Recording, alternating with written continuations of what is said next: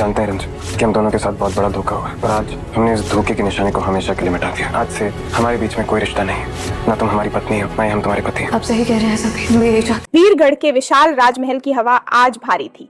गलियारों में सन्नाटा तो था, लेकिन वो सन्नाटा शांति का नहीं बल्कि किसी आने वाले तूफान की आहट था। महल के मुख्य कक्ष में समीर खद्दधा था। उसकी आंखों में वो चमक नहीं थी जो कभी रिमझिम को देखकर उभरती थी, बल्कि वहां केवल प्रतिशोध की लाल ज्वाला थी। समीर के हाथ में लाल रंग का वो दुल्हन वाला दुपट्टा था, वही दुपट्टा जिसे ओढ़कर रिमझिम इस घर की बहू बनकर आई थी। समीर ने उसे इतनी जोर से जकड़ा हुआ था कि उसकी उंगलियों के पोर सफेद पड़ गए थे। उसके लिए यह सिर्फ रेशम का एक टुकड़ा नहीं था, बल्कि उन तमाम झूठ और धोखों का प्रतीक था जो उसे लगता था कि रिमझिम ने उसके साथ किए हैं। रिमझिम की आवाज कांप रही थी। वह बार बार समीर को समझाने की कोशिश कर रही थी, लेकिन समीर को उसकी मासूमियत के पीछे अब सिर्फ मक्कारी नजर आ रही थी। अगले ही पल समीर ने उस दुपट्टे को आग के हवाले कर दिया। लपटें तेजी से उठी, जैसे सालों की गलतफहमियां एक ही पल में जलकर राख हो रही हों। समीर की आवाज महल की दीवारों में गूंज उठी, इसी ने हमारे रिश्ते को जला दिया। आज मैं इसे ही खत्म कर रहा हूं। रिमझिम पत्थर की तरह वहीं खड़ी रह गई। उसकी आंखों में आंसू थे, पर आवाज जैसे कहीं खो गई हो। वह चाहकर भी खुद को बेगुनाह साबित नहीं कर पा रही थी। पीछे खड़ी अमायरा यह सब देख रही थी और उसके होठों पर एक हल्की खामोश जीत की मुस्कान तैर गई। उसकी साजिश रंग ला चुकी थी। समीर ने जलते हुए दुपट्टे को जमीन पर फेंका और गुस्से में उसे अपने पैरों से कुचल दिया, जैसे हर याद, हर एहसास को मिटा देना चाहता हो। उस पल वीरगढ़ का राजमहल किसी जंग के मैदान से कम नहीं लग रहा था, जहां प्यार हार चुका था और नफरत जीत रही थी। फिर समीर ने वो शब्द कहे जिसने रिमझिम की पूरी दुनिया उजाड़ दी। आज से हमारा कोई रिश्ता नहीं, ना तुम हमारी पत्नी हो ना हम तुम्हारे पति। यह सुनते ही रिमझिम के पैरों तले जमीन खिसक गई। वो लड़की जिसने बिना किसी गलती के शादी का बंधन स्वीकार किया, आज उसी को सबसे बड़ा दर्द मिल रहा था। उसकी आंखों से आंसू बह रहे थे, लेकिन दिल के अंदर एक ही सवाल गूंज रहा था, मेरी गलती क्या थी? लेकिन कहानी यहीं खत्म नहीं होती। असली खेल तो अब शुरू होने वाला था। उस खौफनाक भविष्यवाणी और गुरुकुल के उस श्राप का सच बाहर आना अभी बाकी था, जिसमें कहा गया था कि समीर की पत्नी 30 दिनों के अंदर मर जाएगी। अपनी मौत से डरकर अमायरा ने वो चाल चली जिसने सब कुछ बदल दिया था। उसने बेहोश रिमझिम को मंडप में बैठाकर अपनी जान बचा ली थी। जब यह सच्चाई समीर के सामने आती है तो उसका गुस्सा किसी ज्वालामुखी की तरह फटफट दचता है। वह महल के दरबार में कदम रखता है, एक राजा की तरह नहीं, बल्कि एक टूटे हुए इंसान की तरह जो इंसाफ चाहता है। समीर चिल्लाता है, सब कुछ सह सकते हैं लेकिन धोखा नहीं। उसकी तलवार हवा में चमकती है और अमायरा कांपते हुए अपने बचाव में सफाई देने लगती है। समीर के दिल में अब सिर्फ नफरत बची थी। समीर की तलवार की धार अमायरा की गर्दन के करीब थी। पूरे दरबार में सन्नाटा पसर गया था। रिमझिम, जो अब तक अपराधी की तरह खड़ी थी, समीर की आंखों में अपनी बेगुनाही का सबूत देख रही थी। समीर का हाथ कांप रहा था, गुस्से से नहीं, बल्कि उस अपराध बोध से कि उसने उस इंसान को सजा दी जिसने उसके लिए अपनी जान दांव पर लगा दी थी। अमायरा ने गिड़गिड़ाते हुए कहा, समीर, मैंने यह सब सिर्फ तुम्हें पाने के लिए किया। उस श्राप से मैं डर गई थी, मैं मरना नहीं चाहती थी। समीर ने कड़वी मुस्कान के साथ कहा, मरने से इतना डरती थी कि तुमने एक मासूम की जिंदगी को मौत के मुंह में धकेल दिया। रिमझिम ने तो कभी नहीं कहा कि वह मरना नहीं चाहती। उसने चुपचाप उस बंधन को निभाया जिसे तुमने ठुकरा दिया था। समीर ने तलवार म्यान में डाली और रिमझिम की तरफ मुड़ा। उसकी आंखों में अब वो आग नहीं थी, बल्कि पश्चाताप के आंसू थे।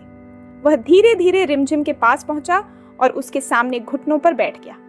राजमहल के इतिहास में यह पहली बार था जब वीरगढ़ का वारिस किसी के सामने इस तरह झुका था।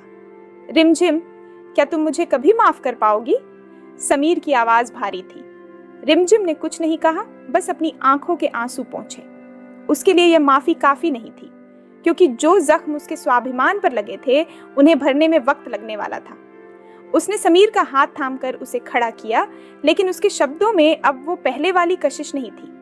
महल के बाहर बिजली कड़की, तूफान अभी थमा नहीं था। गुरुकुल का वो श्राप अभी भी अपनी जगह था। 30 दिन पूरे होने में अभी 24 घंटे बाकी थे। अगर भविष्यवाणी सच थी तो क्या रिमझिम की जान पर अब भी खतरा था? क्या समीर उसे इस मौत के चक्रव्यूह से बचा पाएगा? वीरगढ़ के राजमहल में अब माहौल पूरी तरह बदल चुका था। समीर के पश्चाताप और अमायरा के धोखे की कहानी ने हवाओं में एक नया तनाव पैदा कर दिया था। समीर अब भी रिमझिम के सामने नजरें झुकाए खड़ा था, जबकि रिमझिम की खामोशी महल की दीवारों से भी ज्यादा गहरी लग रही थी। तभी राजमहल के मुख्य द्वार पर भारी कदमों की आहट सुनाई दी। ये गुरुकुल के वही मुख्य शास्त्री थे जिन्होंने उस खौफनाक भविष्यवाणी की घोषणा की थी। उनके चेहरे पर चिंता की लकीरें साफ देखी जा सकती थी। समीर ने आगे बढ़कर उन्हें प्रणाम किया और पूछा, शास्त्री जी, अब तो सच सामने आ चुका है। क्या अब भी वो श्राप मेरी पत्नी का पीछा कर रहा है? शास्त्री जी ने गंभीर स्वर में कहा, समीर, नियति अपना रास्ता खुद चुनती है। अमायरा ने छल से रिमझिम को मंडप में बिठाया, लेकिन अग्नि के फेरे रिमझिम ने लिए हैं। अब ब्रह्मांड की नजरों में रिमझिम ही तुम्हारी पत्नी है और काल का पहिया उसी की ओर बढ़ रहा है। आज की रात आखिरी रात है। अगर कल सुबह का सूरज उगने से पहले रिमझिम जीवित रही तभी यह श्राप टूटेगा। यह सुनते ही समीर का खून जम गया। उसने कसम खाई कि वह रिमझिम को आंच भी नहीं आने देगा। उसने तुरंत सैनिकों को आदेश दिया कि महल के चारों ओर पहरा खड़ा कर दिया जाए। लेकिन असली खतरा बाहर नहीं बल्कि महल के अंदर ही छिपा था। अमायरा, जिसे अब बंदी बना लिया गया था, उसकी आंखों में अब पश्चाताप नहीं बल्कि पागलपन था। उसने सोचा, अगर समीर मेरा नहीं हो सकता तो वो रिमझिम का भी कभी नहीं होगा। अगर मौत आनी ही है तो मैं उसे खुद लेकर आऊंगी। उसने अपनी चुनरी में छिपाए हुए एक छोटे से जहरीले खंजर को कसकर पकड़ लिया। रात के दूसरे पहर में जब पूरा महल गहराइयों में सोया हुआ था, समीर रिमझिम के कक्ष के बाहर खुद पहरा दे रहा था। रिमझिम अंदर सो रही थी, लेकिन उसकी नींद बेचैन थी। अचानक महल की बिजली गुल हो गई। हर तरफ घना अंधेरा छा गया। समीर ने अपनी तलवार निकाली।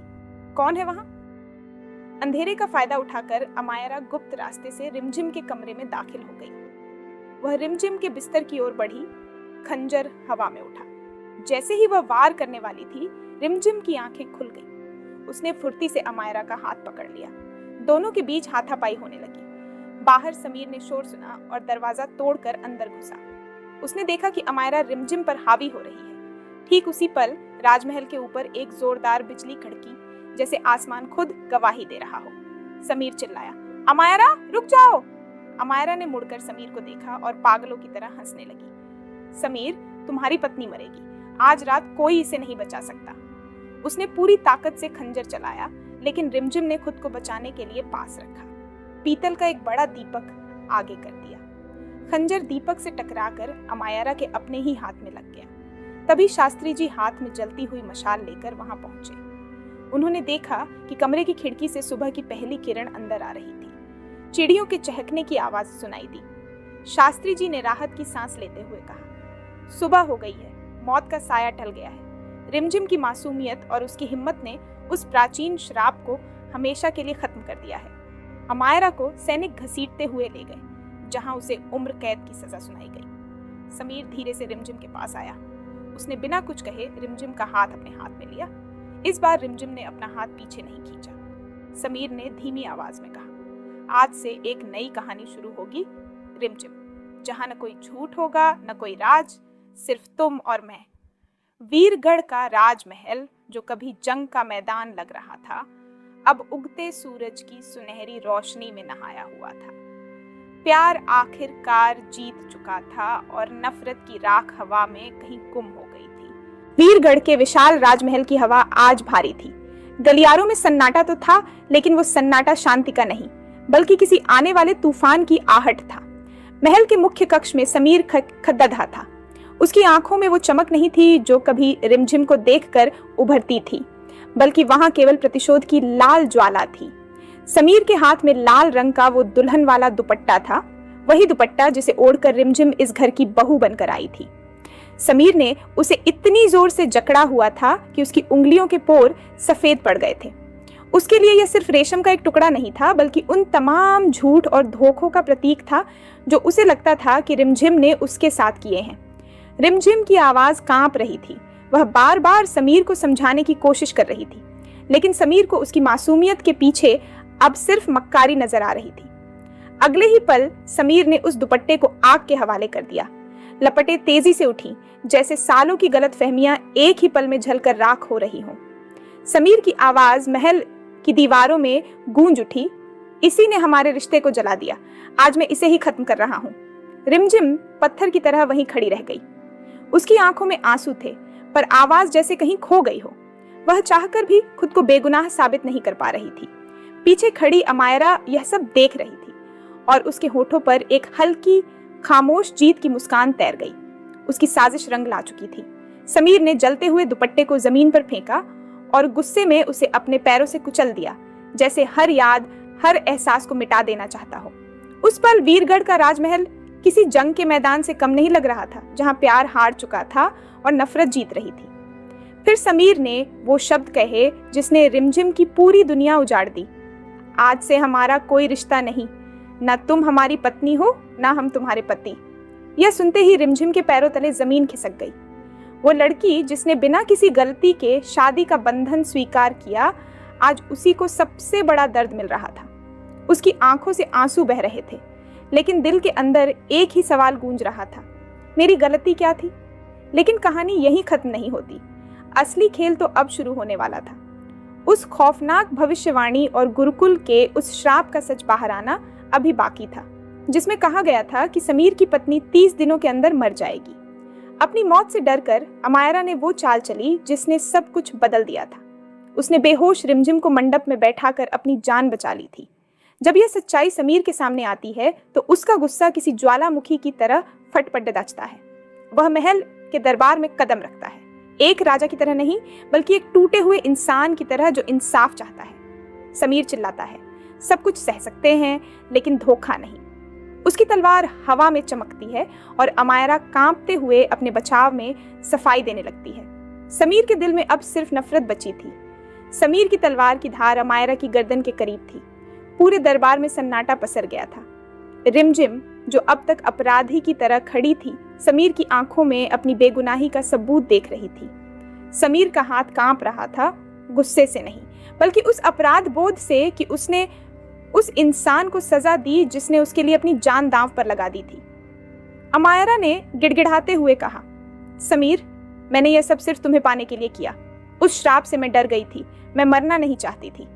समीर ने कड़वी मुस्कान के साथ कहा, मरने से इतना डरती थी कि तुमने एक मासूम की जिंदगी को मौत के मुंह में धकेल दिया। रिमझिम ने तो कभी नहीं कहा कि वह मरना नहीं चाहती। उसने चुपचाप उस बंधन को निभाया जिसे तुमने ठुकरा दिया था। समीर ने तलवार म्यान में डाली और रिमझिम की तरफ मुड़ा। उसकी आंखों में अब वो आग नहीं थी, बल्कि पश्चाताप के आंसू थे।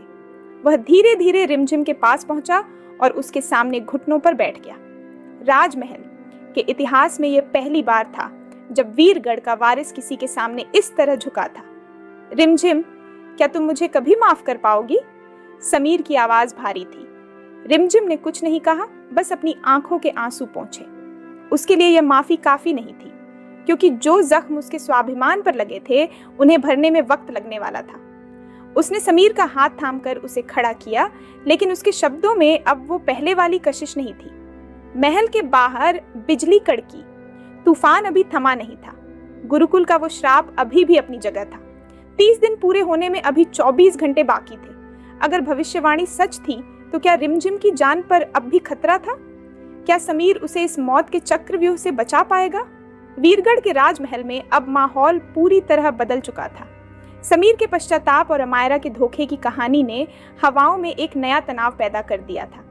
समीर अब भी रिमझिम के सामने नजरें झुकाए खड़ा था, जबकि रिमझिम की खामोशी महल की दीवारों से भी ज्यादा गहरी लग रही थी। तभी राजमहल के मुख्य द्वार पर भारी कदमों की आहट सुनाई दी। ये गुरुकुल के वही मुख्य शास्त्री थे जिन्होंने उस खौफनाक भविष्यवाणी की घोषणा की थी। उनके चेहरे पर चिंता की लकीरें साफ देखी जा सकती थी। समीर ने आगे बढ़कर उन्हें प्रणाम किया और पूछा, शास्त्री जी, अब तो सच सामने आ चुका है। क्या अब भी वो श्राप मेरी पत्नी का पीछा कर रहा है? शास्त्री जी ने गंभीर स्वर में कहा, समीर, नियति अपना रास्ता खुद चुनती है। अमायरा ने छल से रिमझिम को मंडप में बिठाया, लेकिन अग्नि के फेरे रिमझिम ने लिए हैं। अब ब्रह्मांड की नजरों में रिमझिम ही तुम्हारी पत्नी है और काल का पहिया उसी की ओर बढ़ रहा है। आज की रात आखिरी रात है। अगर कल सुबह का सूरज उगने से पहले रिमझिम जीवित रही तभी यह श्राप टूटेगा। यह सुनते ही समीर का खून जम गया। उसने कसम खाई कि वह रिमझिम को आंच भी नहीं आने देगा। उसने तुरंत सैनिकों को आदेश दिया कि महल के चारों ओर पहरा खड़ा कर दिया जाए। लेकिन असली खतरा बाहर नहीं बल्कि महल के अंदर ही छिपा था। अमायरा, जिसे अब बंदी बना लिया गया था, उसकी आंखों में अब पश्चाताप नहीं बल्कि पागलपन था। उसने सोचा, अगर समीर मेरा नहीं हो सकता तो वो रिमझिम का भी कभी नहीं होगा। अगर मौत आनी ही है तो मैं उसे खुद लेकर आऊंगी। उसने अपनी चुनरी में छिपाए हुए एक छोटे से जहरीले खंजर को कसकर पकड़ लिया। रात के दूसरे पहर में जब पूरा महल गहराइयों में सोया हुआ था, समीर रिमझिम के कक्ष के बाहर खुद पहरा दे रहा था। रिमझिम अंदर सो रही थी लेकिन उसकी नींद बेचैन थी। अचानक महल की बिजली गुल हो गई। हर तरफ घना अंधेरा छा गया। समीर ने अपनी तलवार निकाली। कौन है वहां? अंधेरे का फायदा उठाकर अमायरा गुप्त रास्ते से रिमझिम के कमरे में दाखिल हो गई। वह रिमझिम के बिस्तर की ओर बढ़ी। खंजर हवा में उठा। जैसे ही वह वार करने वाली थी, रिमझिम की आंखें खुल गईं। उसने फुर्ती से अमायरा का हाथ पकड़ लिया। दोनों के बीच हाथापाई होने लगी। बाहर समीर ने शोर सुना और दरवाजा तोड़कर अंदर घुसा। उसने देखा कि अमायरा रिमझिम पर हावी हो रही है। ठीक उसी पल राजमहल के ऊपर एक जोरदार बिजली कड़की।